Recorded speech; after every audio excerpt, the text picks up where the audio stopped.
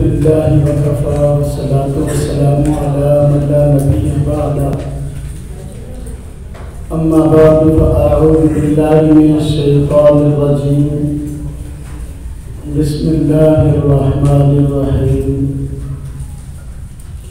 اهدنا الصراط المستقيم صراط الذين أنعمت عليهم غير المغضوب عليهم ولا الضالين آمنت بالله صدق الله العظيم اللهم صل على محمد وعلى آل محمد كما صليت على إبراهيم وعلى آل إبراهيم إنك حميد مجيد اللهم بارك على محمد وعلى آل محمد كما باركت على إبراهيم وعلى آل إبراهيم إنك حميد مجيد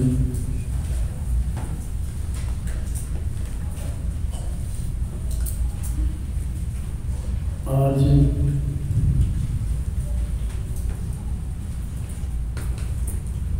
وہ مسائل اور نظریات جن کی وجہ سے لوگوں میں اختلاف اور انتشار پیدا کیا جاتا ہے، ان میں سے ایک مسئلہ تقلید ہے۔ تقلید کو سمجھنا ضروری ہے۔ تقلید کہتے ہیں اس کو،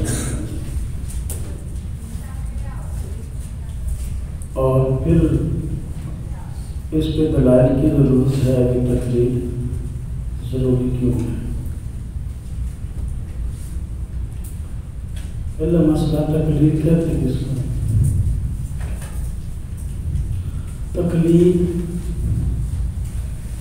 قلادہ سے، اس کا معنی ہوتا ہے حال۔ جب اس کی نسبت انسان کی طرف ہو تو اس کا معنی ہوتا ہے حال، اور جب اس کی نسبت جانور کی طرف ہو تو اس کا معنی ہوتا ہے پٹا۔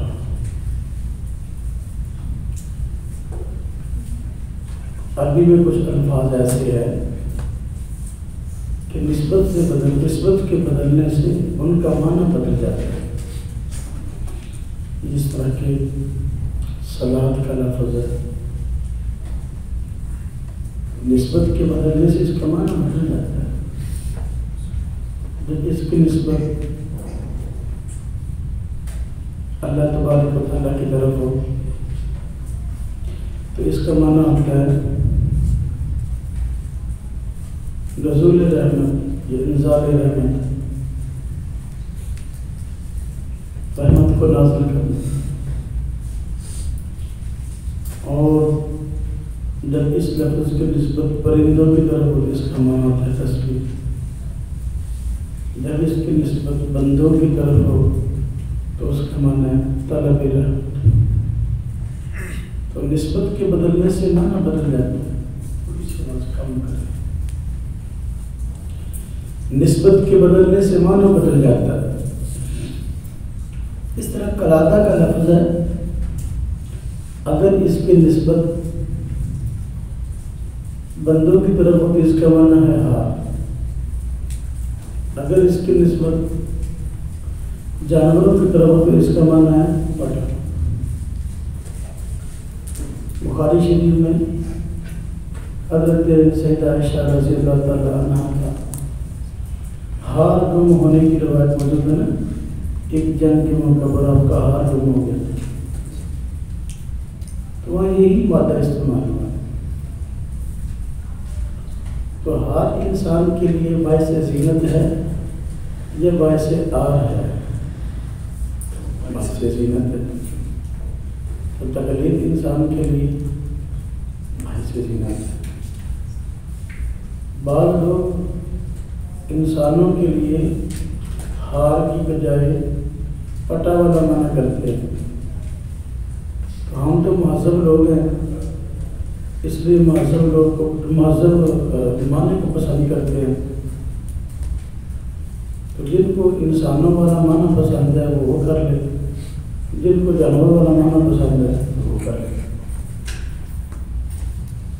تقلید کسے کہتے ہیں؟ توجہ کرنا، میں تقلید کی تعریف آپ حضرات کو کرنے لگا ہوں، اور یہ تعریف ایسی ہے کہ جو تقلید پر وارد ہونے والے تقریباً تمام اعتراضات کا جواب ہے۔ تقلید کا معنی ہوتا ہے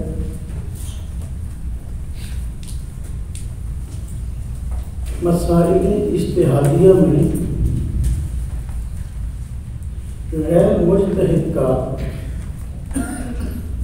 کسی ایسے شخص کے مفتوی قول کو مان لینا جس کا مجتہد ہونا دلیل شرعی سے ثابت ہو۔ کیا کہیں؟ مسائل اجتہادیہ میں غیر مجتہد کا کسی ایسے شخص کے مفتوی قول کو مان لینا جس کا مجتہد ہونا دلیل شرعی سے ثابت ہو۔ سمجھاتا ہوں، اب فوائد القیود سمجھاتا ہوں۔ تقلید جو ہے یہ مسائل میں ہوتی ہے، عقائد میں نہیں ہوتی۔ کس میں ہوتی ہے؟ عام آدمی کا بڑوں سے پوچھ کر دین پر عمل کرنا یہ تقلید کا مفہوم ہے۔ عام آدمی کا بڑوں سے پوچھ کر قرآن و سنت پہ عمل کرنا، شریعت پہ عمل کرنا، اس کا نام تقلید ہے۔ تقلید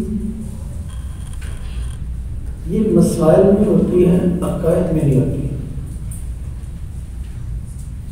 کیوں؟ اس کی وجہ یہ ہے کہ عقائد کو قرآن و سنت میں واضح بیان کر دیے گئے، جہاں بات قرآن و سنت میں واضح ہے تو وہاں تقلید کی ضرورت نہیں ہے۔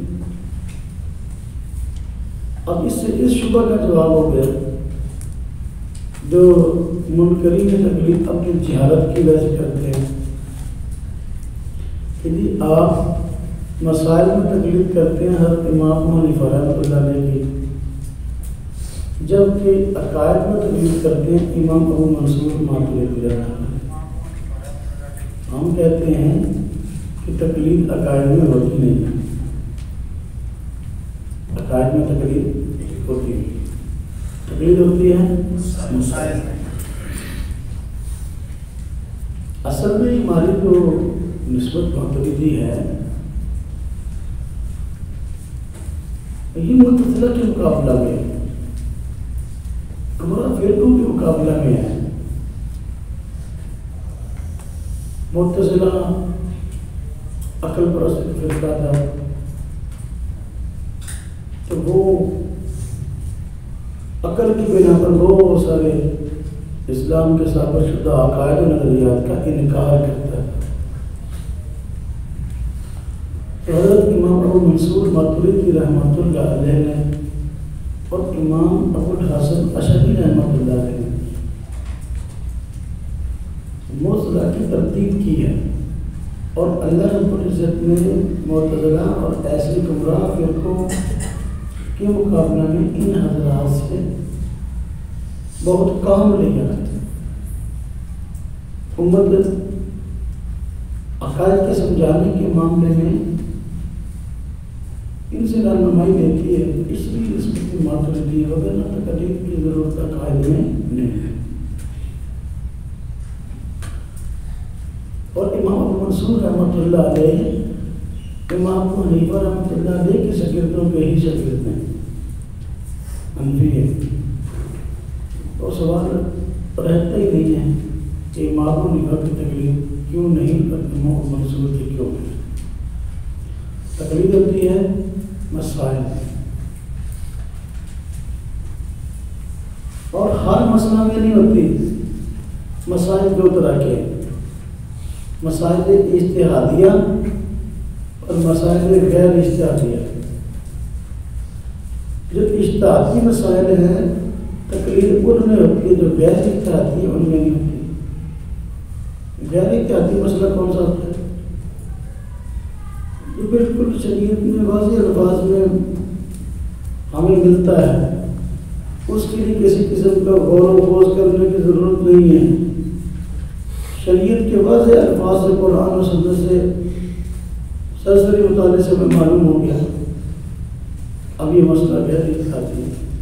اس کے سمجھنے میں کچھ زیادہ لمبا چوڑا غور و خوض کرنے کی بھی ضرورت نہیں اور دوسروں کی رہنمائی کی بھی ضرورت نہیں.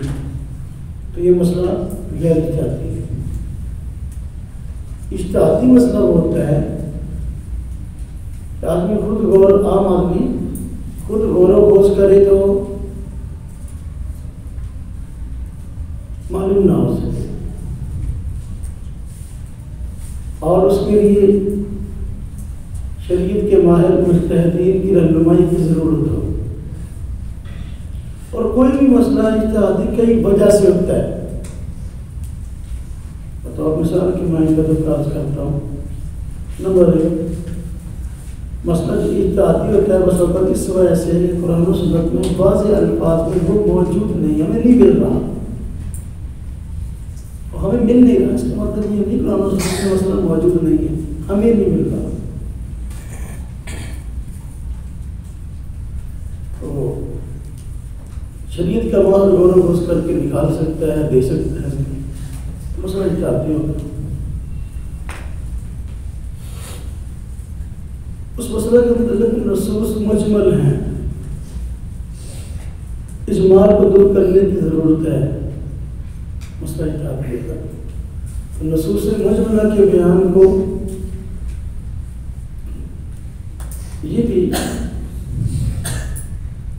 نصوص مجملہ کے بیان کو بھی اجتہاد کہتے ہیں. اس طرح کے مسئلہ کو اجتہاد دی جاتا ہے. اور بس اوقات کوئی مسئلہ اس وجہ سے بھی اجتہاد دی جاتا ہے اس مسئلہ کے متعلق آیات دو طرح کی ہیں یا احادیث دو طرح کی ہیں، اور پتہ نہیں چل رہا کہ ان آیات میں تطبیق کی صورت کیا ہے یا ترجیح کی صورت کیا ہے. یا اگر ناسخ منسوخ کا مسئلہ ہے تو ناسخ کون سی آیت ہے یا کون سی حدیث ہے، منسوخ کون سی آیت ہے اور منسوخ کون سی حدیث ہے. مسئلہ ہی کافی ہے. تو تقلید ہوتی ہے مسائل اجتہادیہ میں، جو غیر اجتہادی مسائل ہیں ان میں تقلیدیں. مسائل اجتہادیہ میں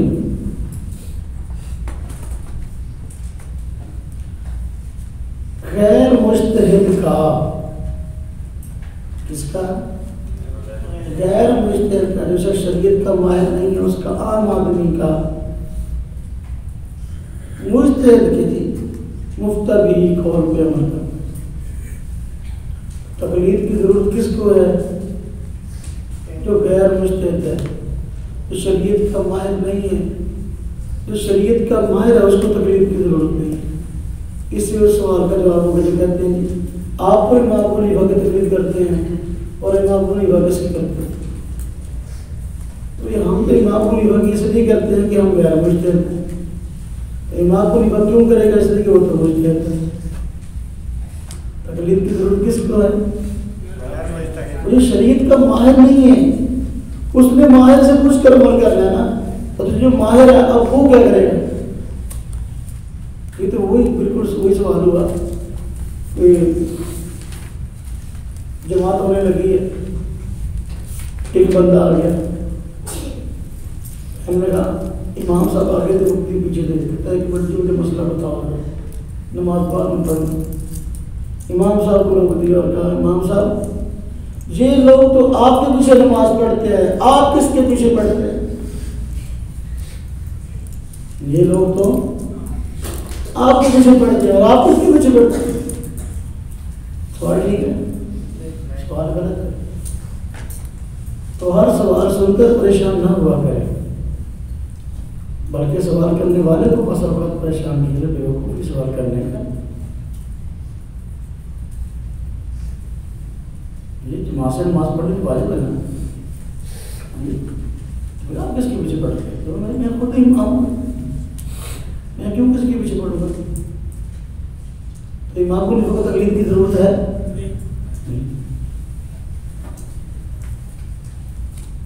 تو غیر مجتہد کا سارے اجتہادیہ میں غیر مجتہد کا کسی ایسے شخص کے مبتدی قول پر عمل کر لینا جس کا مجتہد ہونا دلیل شرعی سے ثابت ہے. اب سوال ہے کہ آج کل جو ہوا چلی ہوئی ہے ہر آدمی ہی مجتہد، کوئی اپنے آپ کو ماننے کو تیار ہی نہیں کہ مجھے کچھ نہیں آتا.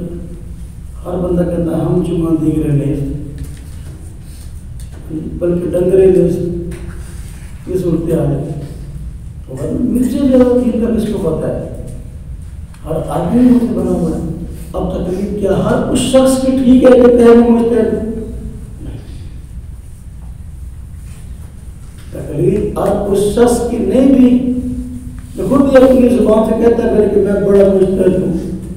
ہاں جی، فیس بک پہ یوٹیوب پہ میرے سبسکرائبر بہت زیادہ ہے. ہاں جی، بند کمرے میں 4 بندوں کو بٹھا کے میں بہت اچھی جو ہے نا وہ گفتگو کرنا جانتا ہوں. جب تم نے سامنے بٹھائی ہوئی وہ زندہ لاشیں ہیں. زندہ لاشوں نے کیا بولنا کیا گیا ہے؟ تو بھائی جو مجتہد ہو تکلیف تو اس کی کرنی ہے، لیکن کیسے پتہ چلے کہ یہ آدمی مجتہد ہے کہ نہیں؟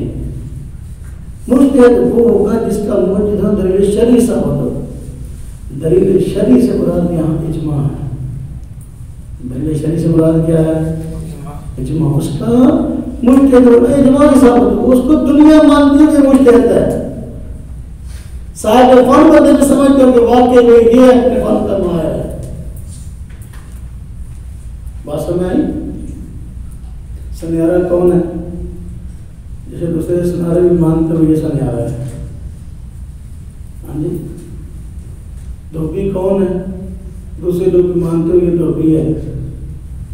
کسی بھی فن میں صاحب فن لوگ بھی بات مت پر ہوتی ہے نا. تو بھائی جو اس زمانے کے اس کے بعد کے اس سے پہلے مجتہد وہ بھی سمجھتے ہو کہ یہ مجتہد ہے.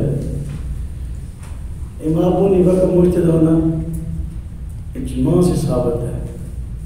کتنا ہی بڑے سے بڑا عالم کیوں نہ ہو اس وقت کا جب بات کا جی وہ مانتا ہے کہ امام ابو حنیفہ مجتہد ہے. امام مالک رحمۃ اللہ علیہ سے کسی نے امام ابو حنیفہ رحمۃ اللہ علیہ کے متعلق پوچھا، فرمایا آپ کو استدلال بڑا مضبوط ہے. اگر ستون کی طرف اشارہ کیا قوت استدلال اتنا مضبوط ہے امام ابو حنیفہ کا کہ اگر اس پلر کے بارے میں دلائل سے ثابت کرنا چاہیے سونے کا ہے ثابت کر دکھائیں گے. حالانکہ پلر سونے کا نہیں تھا، یعنی قوت استدلال یہ ہے. مجتہد ہوا جس کے مجتہد ہونے کی مجتہدین بھی گواہی ہے.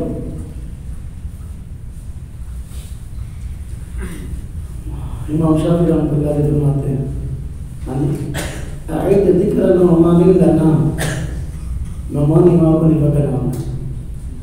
یار ہمارے سامنے حضرت نعمان کا تذکرہ کرو، اس لیے کہ فإنه مسک، بہت مشک ہے جی، جس قدر تو جلائے گا خوشبو پھیلتی ہی چلی جائے گی،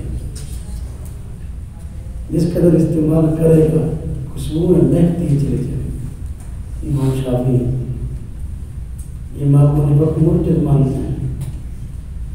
تو مجتہد ہوا جس کو دوسرے مجتہد بھی سمجھے گے یہ بند کمرے میں بیٹھ کے چند باتیں کرنے والا مجتہد نہیں بن سکتا. بات سمجھ رہے ہیں کہ نہیں سمجھ رہے؟ اجماع دلیل شرعی ہے۔ حضور نبی پاک صلی اللہ علیہ وسلم کا فرمان ہے میری امت کو بھلائی پہ جمع نہیں ہو سکتی۔ میری امت کسی موقف پہ اکٹھی ہو جائے یہ اس موقف پہ صحیح ہونے کی دلیل ہے۔ پوری دنیا نے امام ابو حنیفہ رحمۃ اللہ علیہ کو مجتہد مانا ہے۔ اجماع کا منکر مسلمان نہیں ہے۔ قرآن کریم میں ارشاد ہے وَمَن يُشَاقِقِ الرَّسُولَ مِن بَعْدِ مَا تَبَيَّنَ لَهُ الْهُدَىٰ وَيَتَّبِعْ غَيْرَ سَبِيلِ الْمُؤْمِنِينَ نُوَلِّهِ مَا تَوَلَّىٰ وَنُصْلِهِ جَهَنَّمَ وَسَاءَتْ مَصِيرًا۔ وَمَن يُشَاقِقِ الرَّسُولَ جو آدمی مخالفت کرے گا رسول اللہ صلی اللہ علیہ وسلم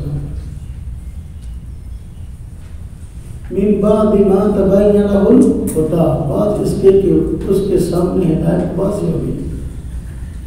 وَيَتَّبِعْ غَيْرَ سَبِيلِ الْمُؤْمِنِينَ مسلمان عام جس راستے پہ چل رہے ہیں اس سے ہٹ کر اور راستہ اپنائے گا۔ فرمایا اس کو دو سزائیں ملیں گی دنیا میں ایک آخرت میں۔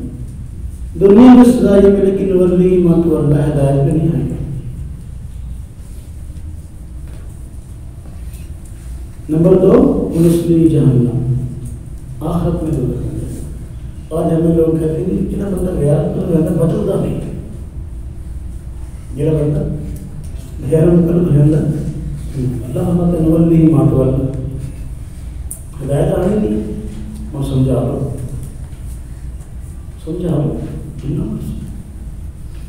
یہ تو قانون نہیں ہے۔ فرمایا مسلمان جس راستے پہ چل رہے ہیں سارے کے سارے اس سے ہٹ کر الگ راہ اپناتا ہے دنیا میں اس کو ہدایت دیا ہے کہ آخرت میں جنت میں۔ یہ ہے چیز اجماع دلیل شرعی مسلمان اس مسئلے پہ اکٹھے ہو اجماع۔ حضور نبی پاک صلی اللہ علیہ وسلم کو صحابہ کرام سے بیعت دیا کرتے تھے اس بات پہ بیعت کرو ولا تعصوا فی معروف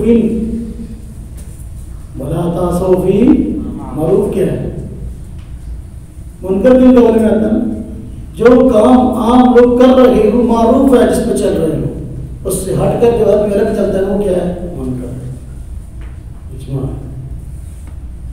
پہلا اجماع کا منکر شیطان تھا۔ کون تھا؟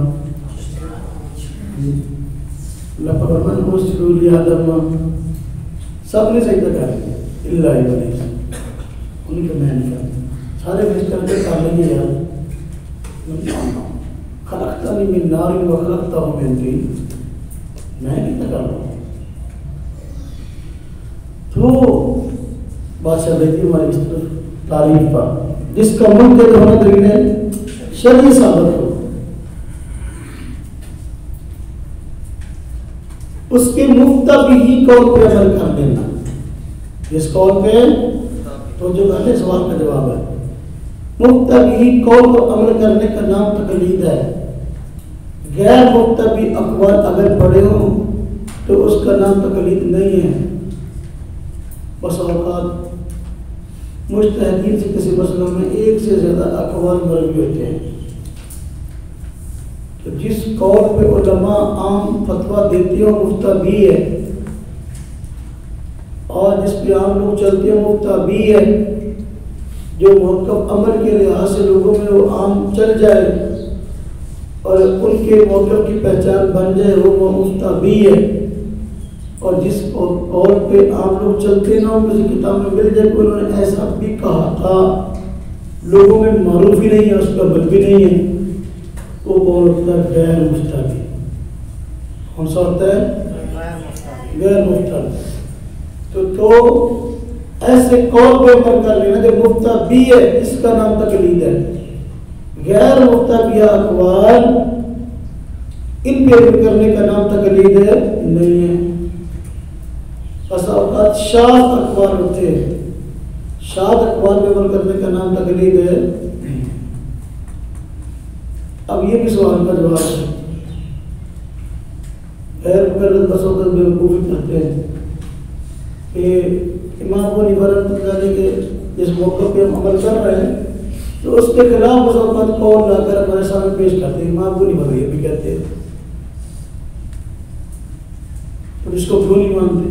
ہم کہتے ہیں بھئی ہم ان کے مفتابی قول کو مانتے ہیں، غیر مفتابی قول کا مقابلہ پیش نہ کرو۔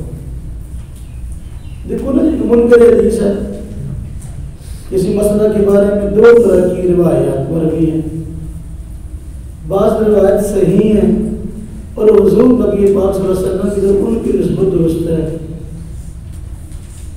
اور دوسری روایت وہ ہے جو کثیر روایت کے مقابلے میں مفہوم کے اعتبار سے الگ ہے، اس کی سند میں بھی کلام ہے اور آپ صلی اللہ علیہ وسلم کی طرف نسبت میں بھی شک ہے۔ اب منکر حدیث آئے اور کہہ دیکھو جی تمہارا نبی نعوذ باللہ کیسا تھا کہ ایک ہی مسئلے کے بارے میں دو طرح کی باتیں کرتا تھا، تو اس پہ عمل کر رہے اس پہ کیوں نہیں کرتے؟ کہتے ہیں صحیح احادیث اور منکر روایات معروف روایات کے مقابلے میں حجت نہیں ہوتی۔ ایسے قول پہ عمل کر لینا، ہاں جی، تو مفتابی، اس کا نام تقلید ہے۔ بات سمجھ آئی؟ پھر کیا تاریخ کو مسائل اجتہادیہ میں غیر مجتہد کا ایسے شخص کے مفتابی قول پر عمل کر لینا جس کا مجتہد ہونا دلیل شرعی سے ثابت ہو۔ اتنا ہو گیا تعریف کا اگلا حصہ۔ اس حسن ظن کے ساتھ کہ وہ مسئلہ دلیل شرعی کے مطابق بتائے گا، اس حسن ظن کے ساتھ کہ وہ مسئلہ دلیل شرعی کے مطابق بتائے گا، بغیر مطالبہ دلیل کے، بغیر مطالبہ دلیل کے۔ اس سے کیا مطلب؟ مطلب جس کو ہم شریعت کا ماہر سمجھتے ہیں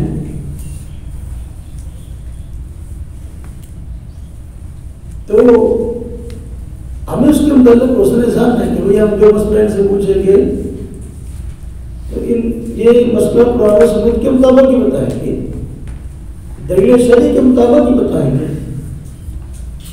اور جو بھی موقف بتائیں گے اس کی مجھے یقیناً دلائل ہوں گے، لیکن دلائل پوچھے نہ جائیں، دلائل پوچھیں بغیر مطالبہ دلیل، بغیر مطالبہ دلیل کے بات کو مان لینا ہے تقلید ہے۔ کیوں؟ اب اس کو غیر غلط کہتے ہیں کہ جی دیکھو بغیر دلیل کی بات کیسے مان لیتے ہیں؟ کسی کی دلیل سے ماننی چاہیے اور دلیل لینی چاہیے۔ کیوں دلیل کا مطالبہ نہیں کرتے؟ ہم کہتے ہیں بیچارہ عام بندہ شریعت کے ماہر سے مسئلہ تو اس لیے پوچھ رہا ہے نا، اس بیچارے کو پتہ ہی نہیں شریعت کیا چیز ہے، اس کو تو دلائل کا پتہ ہی نہیں دلیل کیا ہوتی ہے۔ اگر وہ اتنا ماہر ہو اس کو دلیل کا پتہ ہوگا، دلیل کی پہچان ہو کہ یہ دلیل مضبوط ہے، یہ کمزور ہے، یہ درمیانے درجے کی ہے، اتنا فرق کر سکتا ہے تو اس کو تقلید کی ضرورت ہے۔ بھئی دلیل تو بیچارے عام بندے کے لیے ہے نا، اپنا مسئلہ تو عام بندے کے لیے، تقلید تو عام بندے کے لیے ہے۔ اب اگر اس کو دلیل دے دیں گے تو فائدہ نہیں ہوگا، اس طرح کہ وہ دلائل کے بہتر نابہتر ہونے کو فرق نہیں سکتا، اس کے پاس علم ہی نہیں ہے۔ اب اگر اس کو دلیل دیں گے بھی تو فائدہ کیا ہوگا؟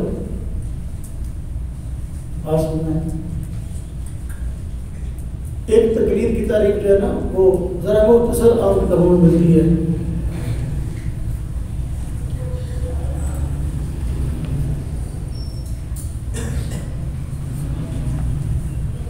کہ کسی کے قول کو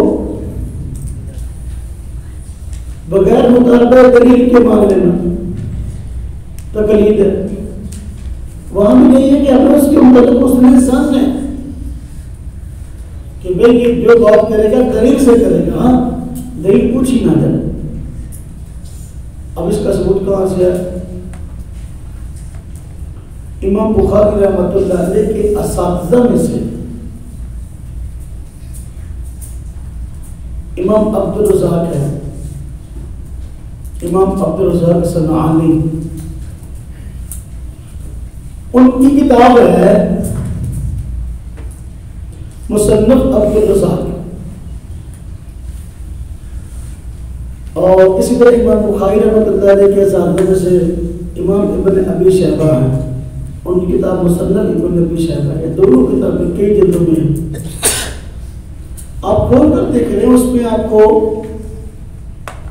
صحابہ کرام، تابعین، تبع تابعین کے اقوال ملیں گے بغیر دلیل کے. پوچھنے والے نے مسئلہ پوچھا اور انہوں نے بتا دیا، دلیل کوئی ذکر نہیں کی. ایک نہیں، دو نہیں، درجنوں نہیں، سینکڑوں نہیں، ہزاروں سنن ابن ابی شیبہ میں عبدالرزاق میں آپ کو اقوال ملیں گے صحابہ کرام کے، تابعین کے اور تبع تابعین کے. مسئلہ پوچھنے والے نے پوچھا، نہ اس نے دلیل مانگی نہ دینے والے نے دلیل دی. تو معلوم ہوا یہ جو ہمیں کہتے ہیں تقلید اب سے ہے، نہیں اب سے ہے. لوگ صحابہ کرام کی تقلید بھی کرتے تھے، تابعین کی بھی کرتے ہیں، بعد والوں کی بھی کرتے ہیں. بات سمجھ میں آئی؟ تو تقلید کا اثر کیا ہوا؟ جو آدمی شریعت کا ماہر نہیں ہے تو وہ شریعت کے ماہر سے پوچھ کر قرآن و سنت پر، شریعت پر عمل کرے، دین پر عمل کرے. یہ تقلید کا اثر ہے. دین میں یہ ترتیب ہے، دین کے معاملات کے. باقی آپ دیکھ لیں دنیا کے ہر شعبے کے اندر ایسا ہوتا ہے کہ صاحب فن کی بات معتبر ہوتی ہے، جو صاحب فن نہیں ہوتے صاحب فن سے پوچھ کر عمل کرتے ہیں. جی آپ نے کپڑا سیکھنا بھی کیسے سیکھتے ہیں؟ تو بات کس کی معتبر ہوگی؟ لوہار کی، درجے کی معتبر ہوگی. تو آپ نے یہ سونا جو ہے اس کو ڈالتے کیسے ہے، اس کا زیور تیار کیسے ہوتے ہیں، اس میں بات معتبر کس کی ہوگی؟ ترخان کی نہیں، صاحب فن کی، سنیارے کی بات معتبر ہوتی ہے. ہر فن میں اس کی ماہر کی بات معتبر ہوتی ہے. یہ کی بڑی بات ہے. شریعت میں بھی اس کے ماہر کی بات معتبر ہوتی ہے. بات سمجھ میں آئی؟ دنیا میں لوگ دو ہی طرح کے ہیں، یا شریعت کے ماہر یا شریعت کے ماہر نہیں. جو ماہر نہیں ہے ان کے لیے ہوتا ہے کہ ماہر سے کچھ کیا بولتا. اب اس میں میں قرآن کریم سے کچھ طرح ذکر کرتا ہوں کہ تقلید کا حکم قرآن میں ہے. جو لوگ تقلید کا انکار کرتے ہیں تو بس اوقات قرآن کی آیات کا سہارا لیتے ہیں کہ جی قرآن میں تقلید سے منع ہے، قرآن میں تقلید سے منع ہے. ہم کہتے ہیں ایک تقلید مذموم ہے اور ایک تقلید محمود ہے. تقلید مذموم، تقلید محمود. قرآن میں جس تقلید سے منع آیا وہ تقلید مذموم ہے اور جس تقلید کا حکم آیا وہ تقلید محمود ہے. یعنی ایک تقلید پسندیدہ اور ایک تقلید ناپسندیدہ. جس تقلید سے منع آیا وہ تقلید مذموم ہے اور ہم بھی اسے برا کہتے ہیں، اور جس تقلید کا حکم آیا ہم اس کے قائل ہیں.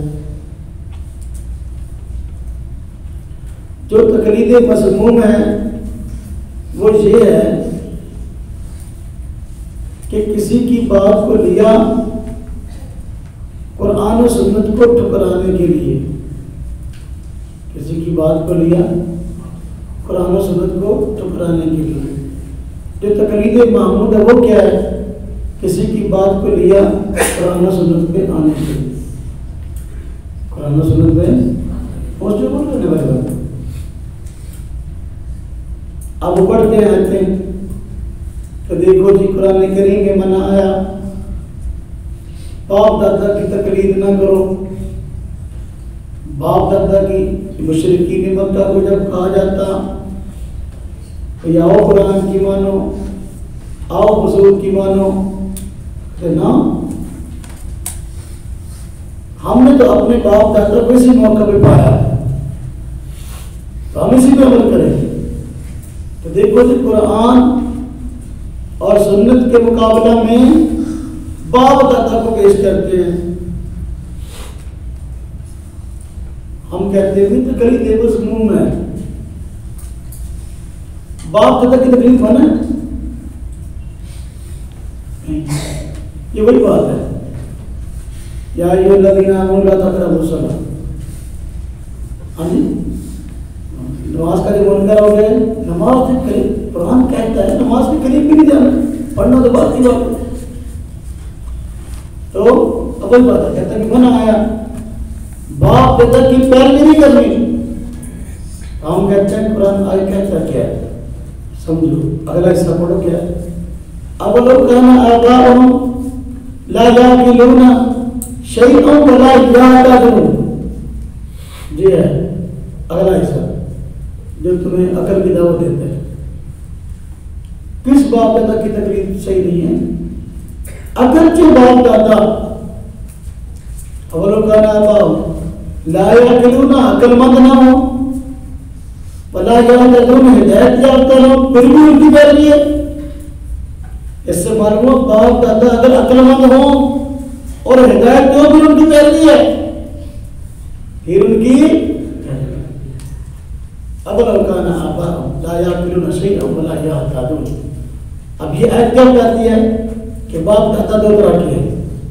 جو باپ دادا ہدایت پہ ہیں ان کی پیروی ہے جو بے ہدایت پہ ہیں ان کی پیروی نہیں. تو جس آیت سے جن آیات سے تم تقلید کا منع و ثابت کرتے ہو انہیں سے تقلید ثابت ہو. ہم نماز میں سارے باتیں پڑھتے ہیں کہتے ہیں اہدنا الصراط المستقیم. نماز میں کہتے ہیں یا اللہ ہمیں صراط مستقیم دکھا دیجیے یا اللہ ہمیں صراط مستقیم پہ چلا دیجیے یا اللہ ہماری صراط مستقیم کی طرف رہنمائی فرما دیجیے. اب صراط مستقیم کیا ہے؟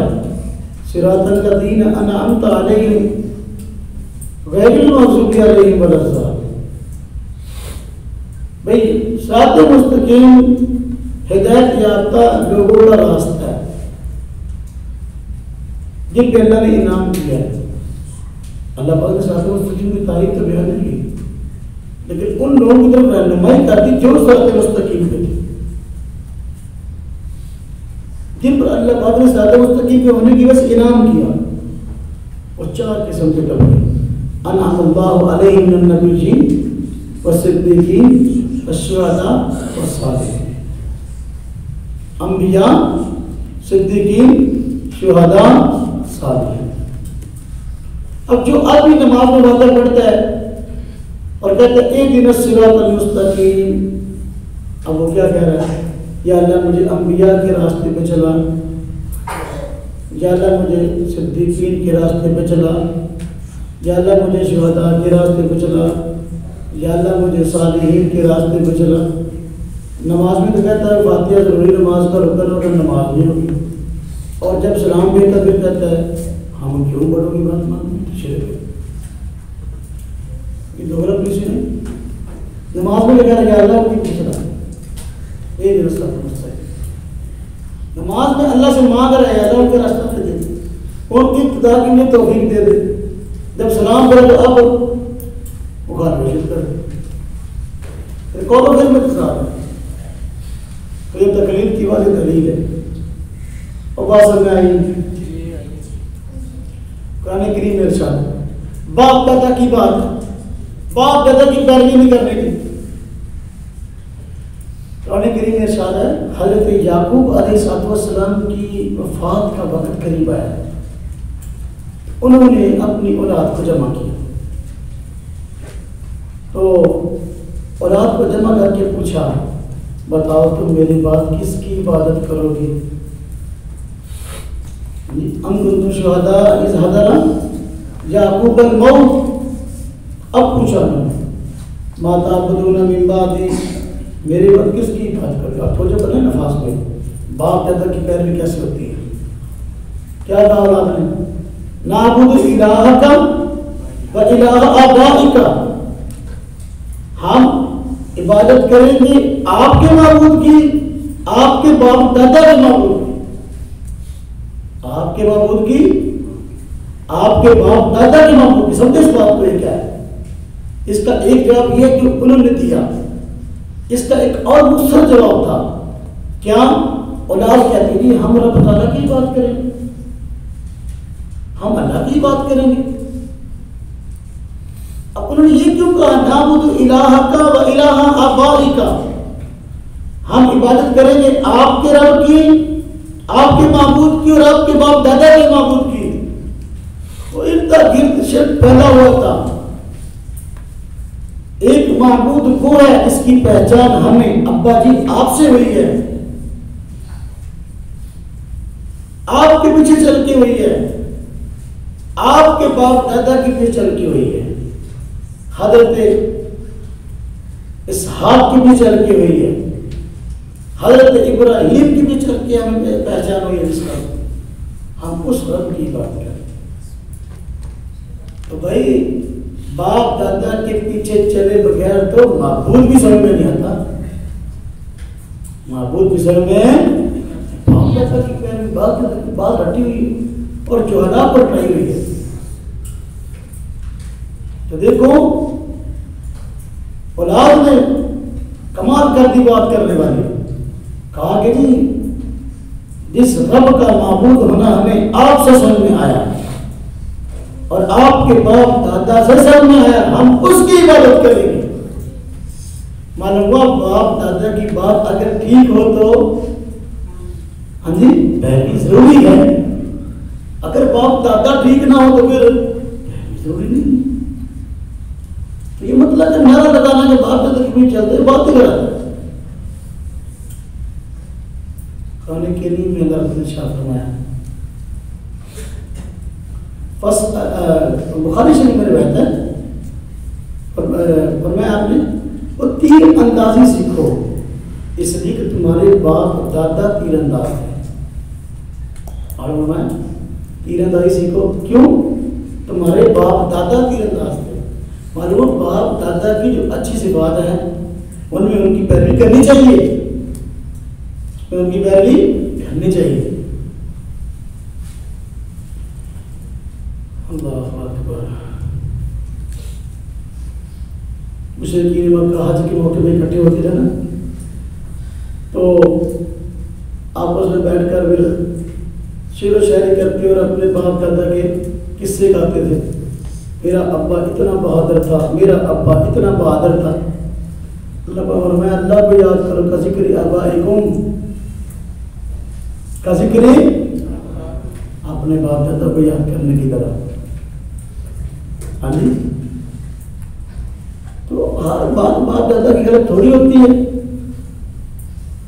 وَوَصَّيْنَا الْإِنسَانَ بِوَالِدَيْهِ، قرآن کہتا ہے، اور تاکیدی حکم دیا، نصیحت کے الفاظ ہیں۔ تو اب بڑے کی بات ماننا شریعت کے خلاف ہو تو پھر نہیں ماننی، لیکن شریعت کے مطابق ہو تو پھر یہ ماننا جو ہے وہ دونوں ضروری ہے۔ ایک اس وجہ سے کہ وہ باپ دادا ہے اور دوسرا بڑا ہے، تو دوسرا اس وجہ سے کہ وہ اللہ کا حکم بتا رہا ہے۔ اللہ پاک قرآن کریم میں ارشاد فرماتے ہیں فَاسْأَلُوا أَهْلَ الذِّكْرِ إِن كُنتُمْ لَا تَعْلَمُونَ، فَاسْأَلُوا أَهْلَ الذِّكْرِ إِن كُنتُمْ لَا تَعْلَمُونَ، پوچھا کرو اہل ذکر سے، مراد شریعت کے معنی، قرآن کے معنی، ان سے اگر تم نہ جانتے ہو۔ یہ تقریر کی دلیل ہے۔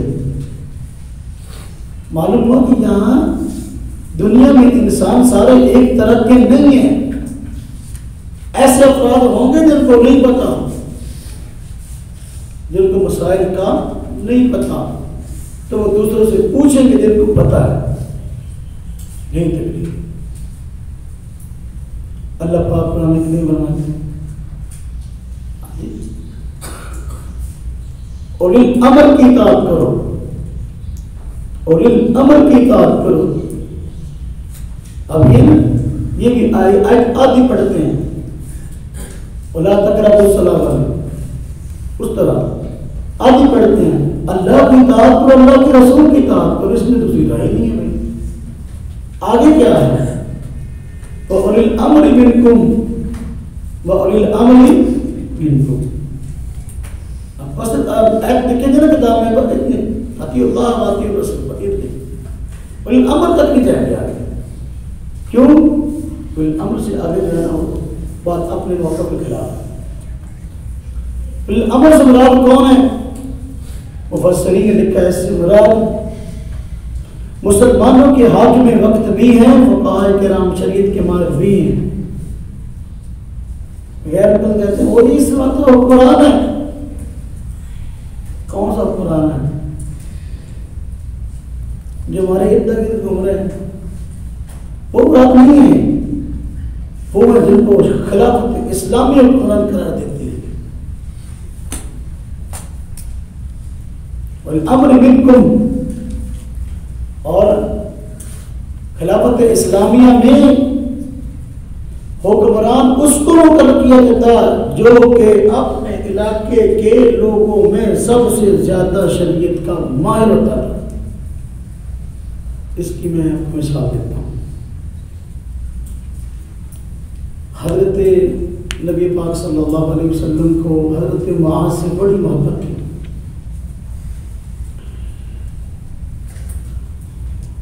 صحابہ سے آپ کو بہت محبت تھی اور صحابہ کو آپ سے بہت محبت تھی. حضرت معاذ رضی اللہ تعالیٰ عنہ کو آپ نے یمن کا گورنر بنا کے بھیجا. گورنر ایک عہدہ ہے نا حکومت کا، لیکن بنا کے بھیجا گورنر. حضرت معاذ رضی اللہ عنہ یمن والوں میں سب سے زیادہ دین کو سمجھنے والے تھے. اس لیے تو نبی پاک صلی اللہ علیہ وسلم حضرت معاذ کو خود مدینہ سے باہر بطور اعزاز کے چھوڑنے کے لیے اپنی پرانا ہے چڑھاؤ جانے گڈی چڑھائے. آج کل تو لوگ کو سفر نہیں رہا، پہلے بڑی اعزاز سے دور تک چڑھانے کے لیے جاتے تھے گاڑی پر. اب چھوڑنے کے لیے جب علاقے سے رخصت کرنے لگے، یعنی مدینہ کی حدود ختم ہو رہی تھی، اب حضرت معاذ نے سفر شروع کرنا ہے، تو آپ نے حضرت معاذ کا روکا. بیمہ کا صحیح تھا یا معاذ، اے معاذ تیرے سامنے فیصلے آئیں گے، مسئلے آئیں گے، کیسے فیصلہ کرے گا، کس چیز سے فیصلہ کرے گا؟ تو آپ نے حضرت معاذ نے جواب دیا بکتاب اللہ، حضرت جی اللہ کی کتاب کے مطابق فیصلہ کروں گا. فرمایا فَإِن لَمْ تَجِدْ، اگر تو نہ پائے، یہ نہیں کہ قرآن پاک جو مسئلہ نہ ہوگی، فرمایا اگر نہ پائے تینوں نہ ملے، مسائل سارے اصول میں قرآن کریم سے. فَإِن لَمْ تَجِدْ، اگر تو نہ پائے، فرمایا بسنت رسول اللہ صلی اللہ علیہ وسلم، تو اللہ کے رسول صلی اللہ علیہ وسلم کی سنت سے فیصلہ کریں. فرمایا فَإِن لَمْ تَجِدْ، اگر تجھے سنت سے مسئلہ نہ ملے، یعنی کہ سنت میں نہیں ہے، نہ ملے، بس اوقات ایک چیز موجود ہوتی ہے آدمی کو ڈھونڈنے سے نہیں ملتی. آج تاہیدو براق جی، کیا فرمایا آج تاہیدو براق جی، اپنی رائے سے اجتہاد کر لگا. حضور جب جواب سنا تو بڑے خوش ہوئے اور ہمارے خوشی کے سینے پہ ہاتھ پھاڑا اس طرح. فرمایا کہ اللہ کی تعریف الحمدللہ للہ وفقا، میں تارا تمام تعریفیں اس اللہ کے لیے ہیں جس نے رسول کی قاصد کو اس چیز کی توفیق عطا فرمائی کہ جس پہ اللہ اور اس کا رسول راضی ہے. تو اب حضرت معاذ علاقے کے گورنر بننے جا رہے ہیں. لیکن لوگوں نے مسئلے بھی ان سے پوچھنے، فیصلے بھی ان سے کرانے شریعت کے مطابق. تو اولی الامر سے مراد حکمران بھی ہیں، شریعت کے ماہر بھی ہیں. اس لیے خلافت اسلامی جاہل لوگوں کو حکومت نہیں دیتی.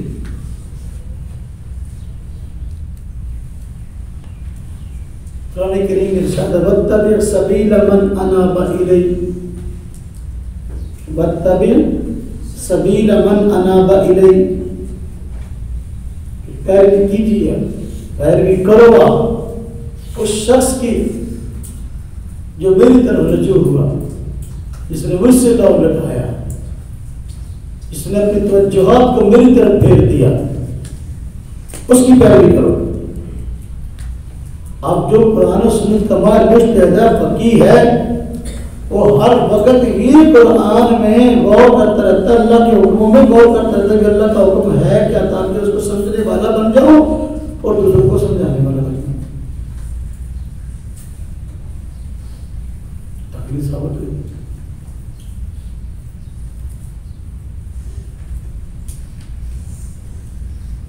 قرآن کریم میں ارشاد ہے فلولا نفر من كل فرقة منهم طائفة ليتفقهوا في الدين. صحابہ کرام مرتبہ جہاد کے تو سارے چلے. اللہ پاک نے یوں ترکیبی انداز اختیار فرمایا کہ بھائی ان میں سے ایک چھوٹی سی جماعت نکل آنا چاہیے الگ، جو کہ دین میں دین کے مسائل پر غور کرے، دین میں گہری سمجھ حاصل کرے، تاکہ جو لوگ گئے ہیں مصروفیات کی وجہ سے یا کسی وجہ سے مسئلہ معلوم نہیں ان کو، تو یہ لوگ ان سے پوچھ کر رہنمائی حاصل کریں. اذا رجعوا الیہم لعلہم یحذرون.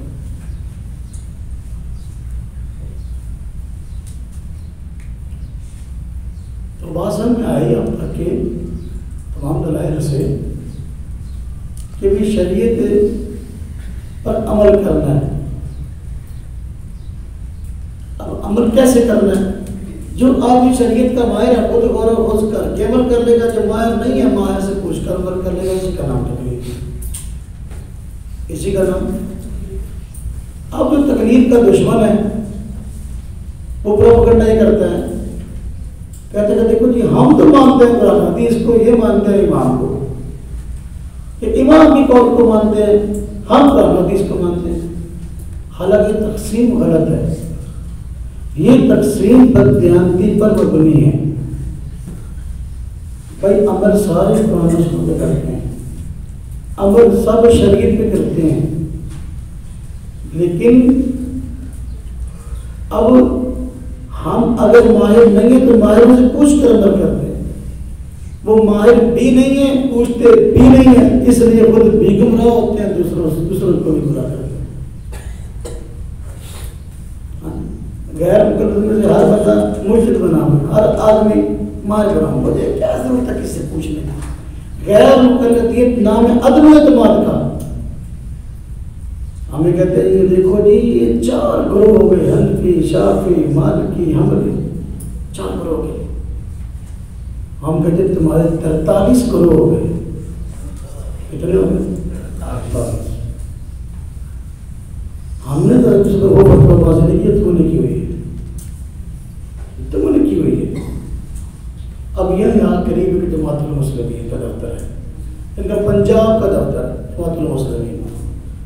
اب وہ کہتے ہیں مسعود احمد بی ایس سی کی جماعت ہے، پی ایس سی، جس امیر کا نام بی ایس سی ہے، جس امیر کا مقصد بی ایس سی، آپ مجھے بتائیں بھی وہ کیا لوگ کو ہدایت دے گا، کیا رہنمائی کرے گا. بی ایس سی کرنے والا شریعت کا ماہر ہے. وہ کہتے ہیں اللہ کا نام کیا ہوا سماکم المسلمین، یہ ہمارے بارے میں بتائیے، ہم مسلمین ہیں. باقی جو غیر مقلد میں کہتے ہیں یہ غیر مسلمین ہے. یہ کون ہے؟ ہم مسلم اور غیر مسلم. اور یہ کہاں سے نکلے؟ کتنی کو جو غربا اہل حدیث، وہ کراچی میں ہے، کراچی نیکو جرنگی، ہاں جی گلشن اقبال، اس کے قریب اپنا حضرت شیخ الاسلام حضرت مولانا مفتی ظفر علی خان صاحب نبر اللہ مرکزہ کا ادارہ وہاں ہے. اور شیخ العرب والعجم حضرت حکیم صاحب نبر اللہ مرکدہ کی خانقاہ اسے کچھ فاصلے پر میں کیا وہ غرباء اہل حدیث. اب وہ جو غرباء اہل حدیث ہے نا، حدیث میں ہے نا ایک میں فتوح غرباء لفظ پکڑے ہوئے انہوں نے، لفظ پکڑے ہوئے. وہ اب انہوں نے غرباء اہل حدیث نے تبدیلی کر رکھی ہے اور اپنا ایک امام بنا رکھا ہے. اور جو ان کا بڑا ہے وہ امام بنا ہوا ہے، وہ کہتا ہے کہ جو میری بیٹی کرتا جاہلیت کی موت مرے گا. تو باقی جو غیر کر رہے ہیں تو ان سب کو وہ یہ کہتے ہیں کہ جاہلیت کی موت مرنے والے. اس قدر فتویٰ بازی، اس قدر آپس کے اندر اشارہ جس کی آتے ہیں.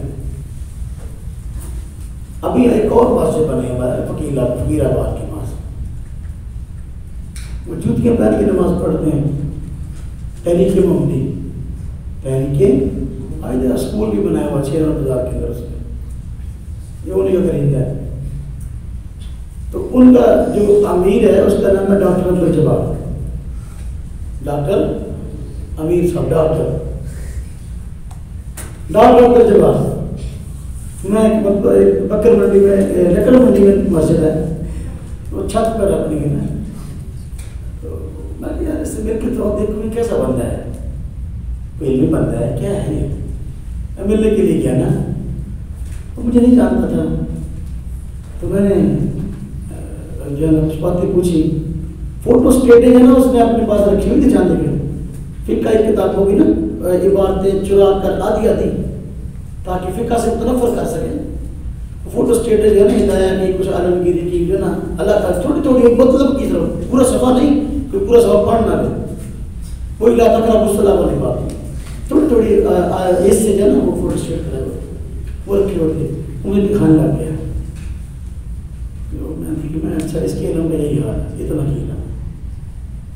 اب وہ جو ہے جو تحریک محمدی والے ہیں اور وہ انگلی کو گن سکتے ہیں شاید پاکستان میں کتنے ہیں، لیکن وہ اپنے یہاں باقی سارے ایکٹنگ ان سے ہیں. اپنے باقی سارے اہل حدیث کو کیا کہتے ہیں ہم جوتی پہن کے نماز پڑھتے ہیں، جو جوتی اتار کے اہل حدیث نماز پڑھتے ہیں یہ سارے جو ہوتی ہیں. یہ سارے کون ہیں؟ 43 فرقے، 43. بات کیا ہمیں کہتے ہیں تقلید نے جو ہے نا فرقہ بندی پھیلا دی. ہم کہتے تم تقلید کرنی کرتے ہو، تمہارے طریقے فرقے کہاں سے آ گئے؟ فقہ نے فرقہ بندی پھیلا دی ہے، تم جو نہیں مانتے تمہارے اندر کہاں سے آ گئے؟ معاملہ یہ نہیں، معاملہ بھی اور ہے. نفس پرستی ہے. کیا ہے؟ نفس پرستی. میں زیادہ بات اس میں نہیں کر رہا کہ میں چاہتا ہوں کہ یہ بات آپ کی فہم کے قریب سمجھ کے قریب کیوں جائے، اوپر سے نہ جائے. اب میں آپ کو ان حضرات کے موقف کے جھوٹا ہونے کی بڑی واضح طریقے بتانے لگا. غیر ملک میرے پاس آیا، مجھے کہنے لگا کہ جی اب ہم خیر تقلید کرتے ہو، تقلید شرک ہے. میں نے کہا تقلید شرک ہے؟ کہتا بالکل. میں کہا مقلد مشرک ہے؟ کہتا بالکل. میں نے کہا مجھے بتاؤ کہ جو مشرک ہوتا ہے اس سے نکاح جائز ہے؟ نکاح جائز ہے اس سے؟ نہیں، اس میں قرآن نے منع کیا وَلَا تَنْكِحُوا الْمُشْرِكَاتِ حَتَّىٰ يُؤْمِنَّ. جان نہیں کرتے. میں نے کہا تم ہم سے رشتہ داری کرتے بھی نہیں کرتے؟ بتاؤ. میں نے کہا ہمارے اس گاؤں میں اپنے اس گاؤں کی میں آپ کو درجن مثال دیتا ہوں جنہوں نے ہمارے ساتھ رشتہ داری کی ہوئی ہے. کچھ حیا کرو. مشرک بھی کہتے ہو، نکاح بھی کرتے ہو. پھر میں نے کہا مشرک کی نماز جانا جائز ہے؟ کہتا نہیں. میں نے کہا کتنی مرتبہ ایسا ہوا کہ آپ لوگ ہمارے جنازے میں شرکت کرتے ہو؟ مشرک کے لیے دعائیں مغفرت تو منع ہے، جہاں دعائیں مغفرت ہے. پھر میں نے کہا مشرکین کی قبرستان میں دفن ہونا جائز ہے؟ کہتا نہیں. میں نے کہا یہ قبرستان ہے بلکہ دنیا کا ہر قبرستان، یہ تو ہمارا ہے. کچھ حیا کرو، اپنا قبرستان الگ بناؤ. اپنا قبرستان الگ بناؤ، میں دیکھتا ہوں تم کیسے مشرک کرتے ہو۔ میں نے کہا مشرک کے ہاتھ کا ذبیحہ حلال ہے؟ یعنی میں نے کہا سارے جننے کا صحیح کوئی بھی غیر مقلد نہیں ہے۔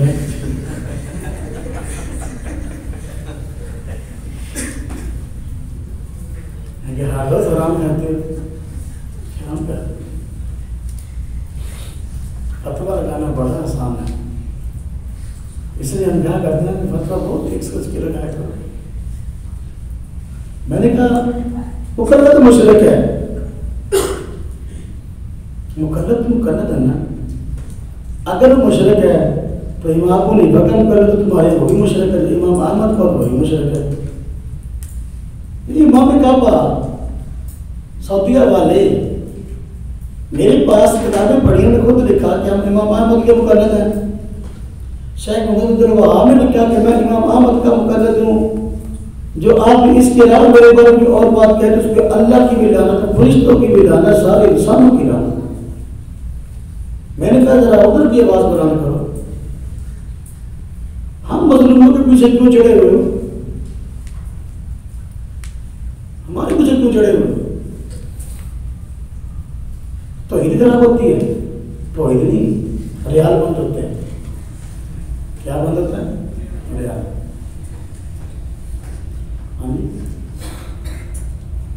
حرمت رسول پر جان بھی قربان ہے۔ ابھی آپ نے دیکھا فلیکس لگا ہوا، غور نہیں کیا۔ حرمت رسول پر جان بھی قربان ہے، فلیکس لگا ہوا دعویٰ کی طرف سے، تو اس کے اوپر جو مسجد نبی کا مینار بنا ہوا ہے، توجہ کرنا، مسجد نبی کا مینار بنا ہوا ہے، اس کے ساتھ کھجوروں کی تعریف دی ہوئی ہے، کھجوروں کی تصویر دی ہوئی ہے۔ حضور کا روزہ نہیں ہے، روزے کی تصویر نہیں بلکہ کسی کی تصویر ہے کھجور کی۔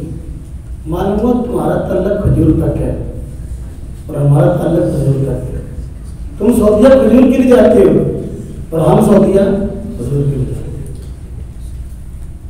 تو یہ فتویٰ ذرا وہاں جا کے لگایا تھا انہوں نے، حشر میں دیکھ لیا 1980 میں 1980 میں جب امام کعبہ حضرت شیخ عبداللہ بن زبیر وہ فجر کی نماز پڑھا کے فارغ ہوئے تو ایک آدمی نے مائک چھین لیا ان سے اور سعودی حکومت کے خلاف تقریر کی، یہ شرک پھیلا رہے ہیں، یہ شرک پھیلا رہے ہیں۔ تو بیت اللہ پر قبضے کی سازش کی، اس میں عورتیں ملوث تھیں، بچے ملوث تھے، قبیل کے ملحد جو ہے وہ ملحد کو اپنے ملوث تھے، یہ پارٹی جو تقلید کی منکر ہے ملوث تھی۔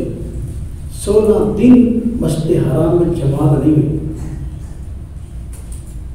اور اسلحہ بڑی دیر تک پہنچاتے رہے اندر۔ امام کعبہ کو رومال بنا لیا، جو وہاں لوگ تھے نماز پڑھنے والے رومال بنا لیا، دروازے بند ہو گئے، جو اندر لوگ تھے وہ اندر رہ گئے، جو باہر تھے وہ باہر رہ گئے۔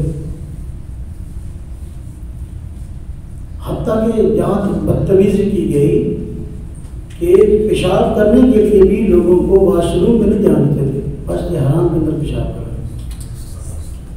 یہ ان کی توحید ہے۔ 16 دن تک لوگ وہی بیچارے مسجد حرام میں جگہ جگہ پخانہ کرتے تھے۔ وہ ایک لمبی ناک والا بندہ کھڑا کر دیا وہاں بیت اللہ کے پاس، کہا یہ امام مہدی ہے، اس کی بیعت کرو۔ یہ کیا ہے؟ اور اس بات میں تھا امام مہدی کی بیعت وہاں ہوگی بیت اللہ میں، گن پاڑ کے زور پر نہیں ہوگی۔ شام کے ابدال بیت اللہ کا طواف کر رہے ہوں گے، حجر اسود اور رکن یمانی کے درمیان کو پہچانیں گے حضرت امام مہدی کو، پوچھیں گے آپ کا نام محمد ہے، والد کا نام عبداللہ ہے، مدینہ سے تشریف لائے ہیں، وہ کہیں گے ہم آپ کے ہاتھ بیعت کرتے، وہ راضی نہیں ہوں گے بیعت کے لیے لیکن وہ کریں گے زبردستی۔ یہ الٹا آپ زبردستی کریں، اصل یہ ہوتی ہے یہی پہچان ہوتی ہے۔ سعودی حکومت جاری پریشان ہوگی، پتہ نہیں یہ کیا کون سی قوم ہے یہاں آ گئی ہے۔ تو انہوں نے خیر امام کعبہ وہاں سے کس طریقے سے نکلنے میں کامیاب ہو گئے، باہر گئے بتایا بھی یہ صورتحال ہے۔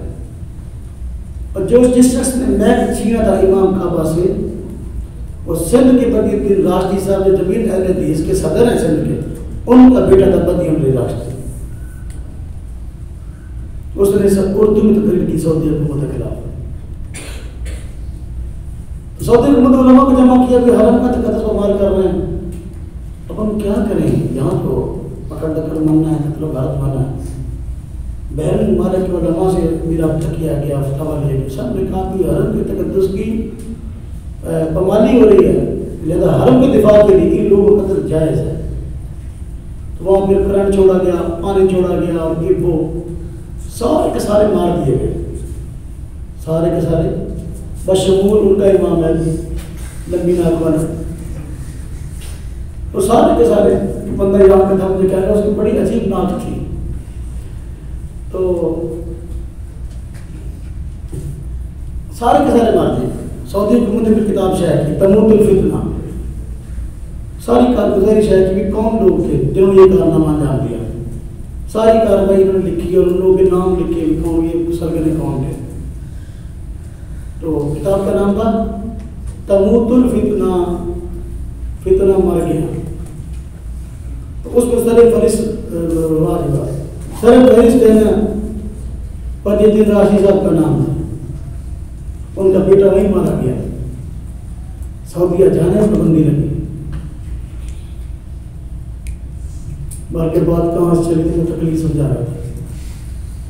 تو میں نے کہا مقلد تو مقلد ہے، امام ابو حنیفہ کا ہو یا امام احمد کا ہو، تو کیا بتا کہ ہمارے بارے میں اتنی سختی ہے، ہم پر بڑے فتوے ہیں، سعودی حکومت کے بارے میں فتوے نہیں ہیں. تو اس وجہ سے کہ وہاں سے یا تو پھر ریال ملتے ہیں یا پھر داخلہ بند ہوتا ہے. اس وجہ سے یہ مسئلہ ہے. ریال کی چمک صحیح مسئلہ بیان کرنے نہیں دیتی. ہم کہتے ہیں تقلید، ایک تقلید مذموم ہے اور ایک تقلید محمود ہے. امام کعبہ بھی تقلید کرتا ہے، ہم بھی تقلید کرتے ہیں. سعودیہ سے کتاب شائع ہوئی، یہ بھی کہتے ہیں حنفیہ مشرک ہیں. سعودیہ سے کتاب شائع ہوئی، میرے پاس پڑھی ہے، حاصیوں کو میری بطور تحفے. کتاب کا نام ہے شرک کے مٹانے میں ائمہ حنفیہ کی کوششیں. کتاب کا نام ہے شرک کے مٹانے میں ائمہ حنفیہ کی کوششیں. اس میں ہمارے پاکستان کے جو علماء ہیں تو ان کی باتیں لکھی ہیں. موقع پر لکھا ہے کہ شرک بہت بری چیز ہے اور شرک سے بچنا چاہیے، اور جو ان کی بات وہ نقل کی ہوئی ہے.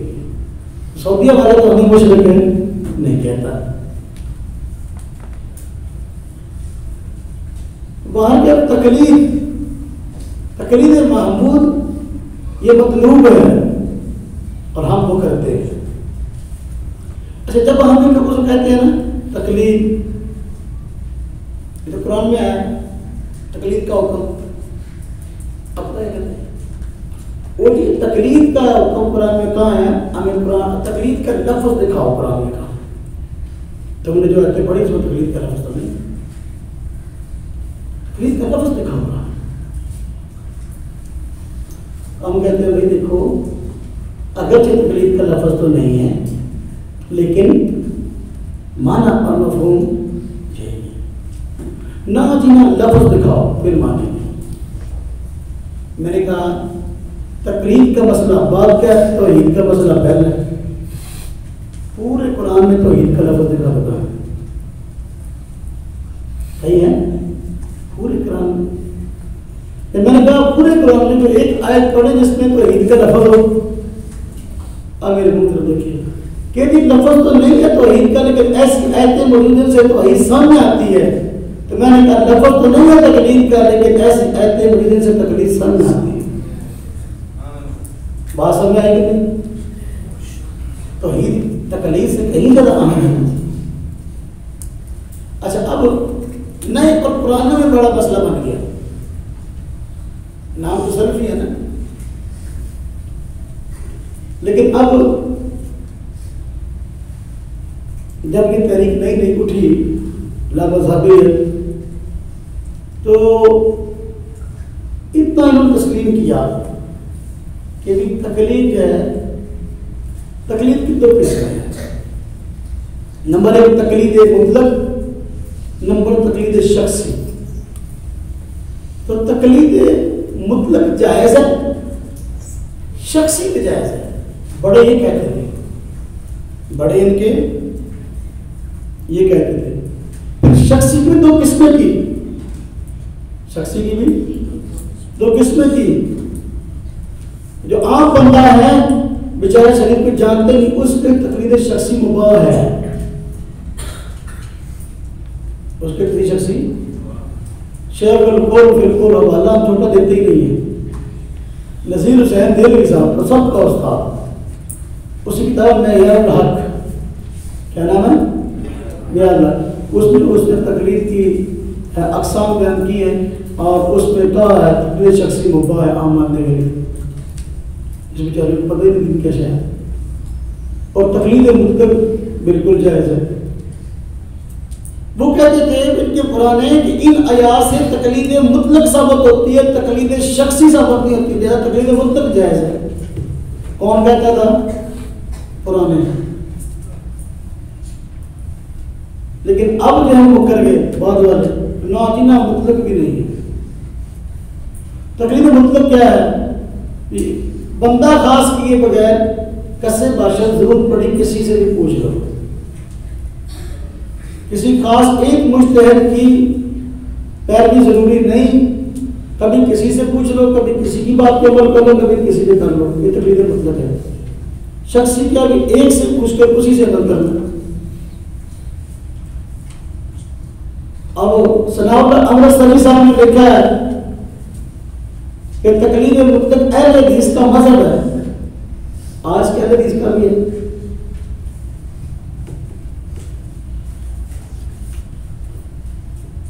میرے بھائیو، اگر تم کہتے ہو تقلید مطلق اہل حدیث کا مذہب ہے تو یہ دلیل کی بنا پہ ہے، لہذا اب دلیل دینے کی ضرورت نہ رہی. تقلید کا حکم کیا مسئلہ رہے گا شخص کا مطلق کا، یہ بھی حل کر لیتے ہیں.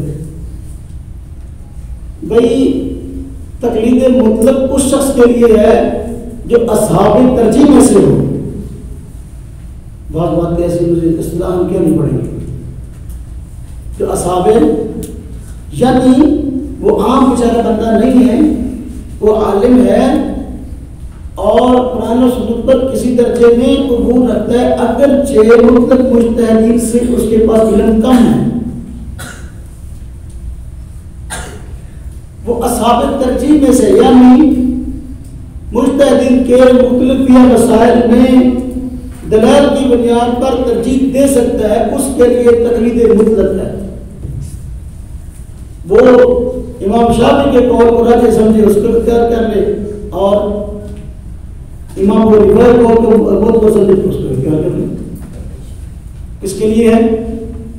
جو فقہا میں سے صحاب ترجیح میں سے ہو. کہ جو عام بندہ اس پہ تقلید شخصی کے بغیر گزارا ہی نہیں ہے، وگرنہ خواہش پرستی کا دروازہ کھلے گا. پہلے لوگ مسئلہ پوچھتے تھے اس لیے کہ حرام سے بچہ حلال بھی اختیار کرنے والے بن جائیں. آج اگر تقلید مطلق کی اجازت سب کو دے دیں، اب کیا کریں گے؟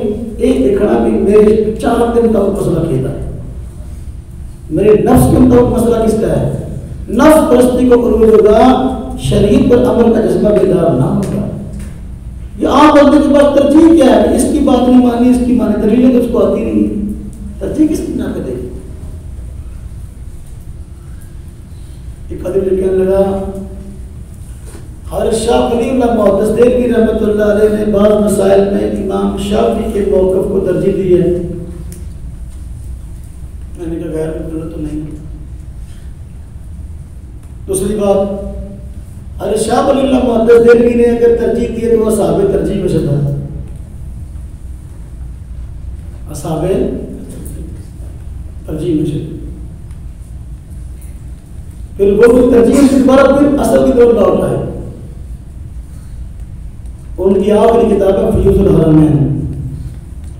حضرت شاہ ولی اللہ محدث دہلوی رحمۃ اللہ علیہ مرتبہ جب حج پہ گئے ہیں، انہوں نے وہاں جو فیوزات لکھے ہیں، وہاں انہوں نے فیوزات لکھے. فیوز یہ بھی لکھا ہے کہ مجھے حضرت امام اعظم ابو حنیفہ رحمۃ اللہ علیہ کی فقاہت پر اور ان کی تحقیقات پر شرح صدر ہو گیا ہے. لیکن اب جن مسائل کی ترجیح امام شافعی کو کی بے رجوع کر رہی ہے. آپ بتاؤ شاہ ولی اللہ کی مان لیں مان لو, بات پوری کرنی چاہیے. تو تقلید شخصی اب دیکھیں ذرا مثال سے بات سمجھاتا ہوں. تقلید شخصی کیوں ضروری ہے؟ انسان کہیں آخر کر بے دین نہ ہو جائے, خواہش پرستی میں چل کے. دیکھیے نا جی حدیث پاک میں آتا ہے جہالت بیماری ہے. حدیث پاک میں انما شفاء العی سوال, جہالت ایک بیماری ہے, بیماری کا علاج ضروری ہے نا. تو اگر آپ کو کوئی بیماری ہے, آپ کے علاقے میں 4 مہاجر ہیں, 4 ڈاکٹر ہیں, تو آپ اعتماد کر کے کسی ایک سے دوائی لیں گے یا 4 سے لیں گے؟ ہاں جی, ہمارے ڈاکٹر شکور صاحب بھی ہیں, ڈاکٹر یاسین صاحب بھی ہیں, ڈاکٹر عبدالعزیز صاحب بھی ہیں, اور ابھی ڈاکٹر عدیل صاحب بھی ہیں. 4 ڈاکٹر ہمیں پیاس ہیں. اگر ایک بندے کو کوئی مرض لگ گیا ہے, اب وہ 2 دن دوائی ایک ڈاکٹر سے لے, اگلے دن دوائی دوسرے سے لے, اگلے دن تیسرے سے, پھر چوتھے سے, کیا ہوگا؟ قبرستان میں جائے گا, سیٹ نہیں ہوگا. نتیجہ موت ہے. دوائی 4 سے لینی جائز ہے, دوائی 4 سے لینی, لیکن انتخاب ایک کا کرنا پڑے گا. اگر ایک کا نہیں کرو گے نتیجہ موت ہے. یہ جسمانی موت ہے, اور اگر روحانی مسائل تو پھر ایک کا تعین نہ کرو گے روحانی موت ہے. کفر تک جا پہنچو. خواہش پرستی, میں اس مسئلے میں امام شافعی کے قول کو ترجیح دیتا ہوں. ایک بندہ میرے پاس آیا, کہنے لگا کہ جی کیا آپ کا یہ تقلید ضروری ہے؟ میں نے کہا بالکل ضروری ہے. کہتا جی میں امام شافعی کی تقلید کر سکتا ہوں؟ میں نے کہا نہیں کر سکتے. کہتا کیوں جی, تقلید ہی کرنی ہے. تو میں نے کہا اصل میں آپ اس سے سوال پوچھ کے آئے نا, تو میں اس سوال کے جواب میں کہتا ہوں کہ نہیں کر سکتے. کیوں نہیں کر سکتا؟ میں نے کہا چلو میں کہتا ہوں آپ کر سکتے ہیں. چلو میں موقع بدلتا ہوں, آپ کر سکتے ہیں. سوال میرا ہے آپ کرو گے کیسے؟ یہاں تو سوال ہے ہی نہیں. نہ امام شافعی کے موقف کے مطابق یہاں مسئلہ بتانے والا کو بندہ, نہ ان کی کتابیں, نہ ان کے مدرسے ہیں. تو بھائی بس دین پر آدمی عمل کرتا ہے, رہنمائی تقلید تو رہنمائی کے لیے ہے نا. تو یہاں تو نہ ان کا کوئی مدرسہ, نہ ان کا کوئی عالم, نہ جو ہے یا کوئی ان کا کوئی سلسلہ. امام شافعی کی تقلید کرو گے کیسے؟ ہمیں منہ تو دیکھا, میں نے جس طرح سوال بتایا اس جگہ پوچھنا. مقصد تقلید کرنا نہیں ہے, مقصد بات کو الجھانا ہے. یہاں کا جو بیان کر رہا تھا نا, امام ابو حنیفہ کے مقابلے میں امام شافعی کو پیش کرتا ہے, اور جو ان علاقوں کا کرنا تھا امام شافعی کے مقابلے میں امام ابو حنیفہ کو پیش کرتا ہے. کیوں؟ مقصد شرارت ہے, مقصد تو بات ماننا نہیں ہے, بات سمجھنا سمجھانا ہی نہیں. بات سمجھ آ رہی؟ یہ تقلید ضروری ہو گئی, ہاں جی. ایک کی ضروری ہو گئی, ہاں جی. پھر امام شافعی کر لیں, پھر امام شافعی نہیں کر سکتے, اس لیے کہ نہ ان کے مفتی, نہ ان کے مدرسے, نہ ان کی کتابیں نہیں کر سکتے. عمل ممکن نہیں ہے. ہاں کرنی ہے تو ان کے علاقے میں چلے جائیں, ٹھیک ہے, وہاں جا کر لیں. بات زبانی نہ بات کریں. اچھا امام ابو حنیفہ کیا کیوں کرتے ہیں؟ آپ اب پہلا میں کر سکتا ہوں, پہلا سوال کہ میں امام شافعی کی کر سکتا ہوں جی. اگر اس کا جواب مل گیا لاجواب ہو گیا. اب اگلا کہ آپ امام شافعی کی کیوں نہیں کرتے؟ تو ٹھیکیدار میں جتنی مرضی کریں, بنداس. آپ اس بات کی ذمہ دار ہے, میں جس کی مرضی کروں. میں آپ سے پوچھتا ہوں آپ کسی کی بھی کیوں نہیں کرتے؟ اپنے کارپیئر کی آپ ذمہ دار ہیں, اپنے کارپیئر کا میں ذمہ دار ہوں. میں نے کہا میں امام ابو حنیفہ رحمۃ اللہ علیہ کی اس لیے کرتا ہوں کہ امام ابو حنیفہ امام اعظم ہے. امام اعظم کا مطلب نہیں حضور کے مقابلہ میں یہ کہتے ہیں لو جی امام اعظم کا رتبہ حضور کا بڑے جاہل ہیں، کانفرنس کا نام ہوتا ہے امام اعظم صلی اللہ علیہ وسلم کانفرنس. اور دیکھو جی امام ابو حنیفہ کو امام اعظم کہتے ہیں، حالانکہ بڑے آپ صلی اللہ علیہ وسلم ہے، یہ امام ابو حنیفہ ہے. ہم کہتے ہیں امام اعظم نسبت جو ہے یہ دیگر ائمہ کے مقابلے میں ہے، انبیاء کے مقابلے میں تھوڑی. حضور صلی اللہ علیہ وسلم سے افضل ہونے کوئی بندہ سوچ بھی نہیں سکتے، نظریہ رکھنا ہی کفر ہے. ہم سمجھتے ہیں امام اعظم اس کو کس کے مقابلے میں؟ امام شافعی کے مقابلے میں، امام احمد کے مقابلے میں، امام مالک کے مقابلے میں. کیوں؟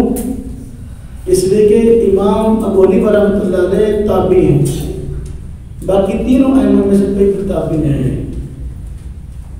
اور امام ذہبی رحمۃ اللہ علیہ نے بڑی تفصیل کے ساتھ اس کا تذکرہ کیا ہے. امام ذہبی رحمۃ اللہ علیہ، امام ابو حنیفہ رحمۃ اللہ علیہ کی سوانح اور مناقب پر کتاب لکھی ہے، مناقب ابی حنیفہ وصاحبیہ. میں نے اس کا ترجمہ، تشریح اور حواشی لکھے ہیں، انشاءاللہ بہت جلد چھپ جائے گی.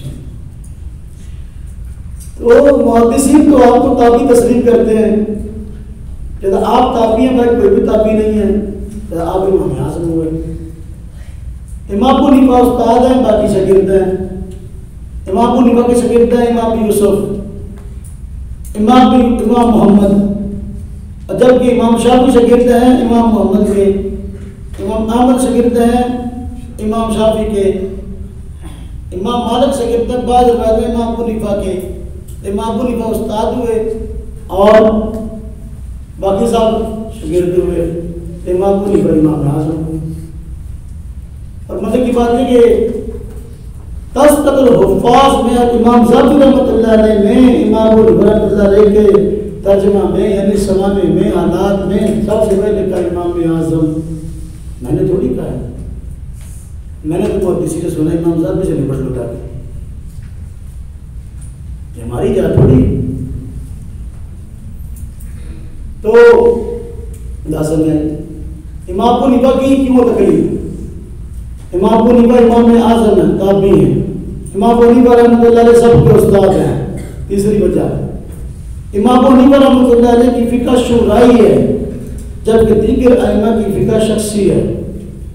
مطلب یہ کہ امام ابو حنیفہ رحمۃ اللہ علیہ کی جو فقہ ہے یہ محض امام ابو حنیفہ کی اکیلے کی رائے نہیں ہے، بلکہ انہوں نے علماء کرام کی ایک بہت بڑی جماعت اپنے ساتھ رکھی ہوئی تھی. کوئی مسئلہ فقہ حنفی کا مسئلہ تب قرار پاتا امام ابو حنیفہ اجتہاد کرتے، اپنے اجتہاد کو علماء پر پیش کرتے، وہ علماء بحث کے بعد اس موقف کو اپناتے، اس کے بعد فقہ حنفی کا مسئلہ بنتا. یہ شورائی ہے، شورا کا نظام. باقی ائمہ کے ساتھ یہ معاملہ نہیں تھا. باقی فقہ شخصی ہے اور یہ فقہ شورائی ہے. اس کو یقینی بات پہنچی ہو بات سمجھ آئے گی نہیں. تو تقلید عام بندے کے لیے ضروری ہے. تقلید جانتے ہو، انہیں نہ ہوئے ساری رات یوسف اور زلیخا کا قصہ خان صاحب سنتے رہے اور صبح کو پوچھتے ہیں کہ یہ تو بات سمجھ میں آئی کہ ایک یوسف تھا اور ایک زلیخا تھا، لیکن یہ سب میں نہیں آئی کہ زلیخا مرد تھا کہ عورت تھا. تو تقلید کی سب میں آ گئی. تقلید کا معنی عام بندے کا بڑوں سے پوچھ کر شریعت پہ عمل کرنا. بات سمجھ میں آئی کہ نہیں؟ اللہ پاک سب کو دین کی صحیح سمجھ پاتے ہیں.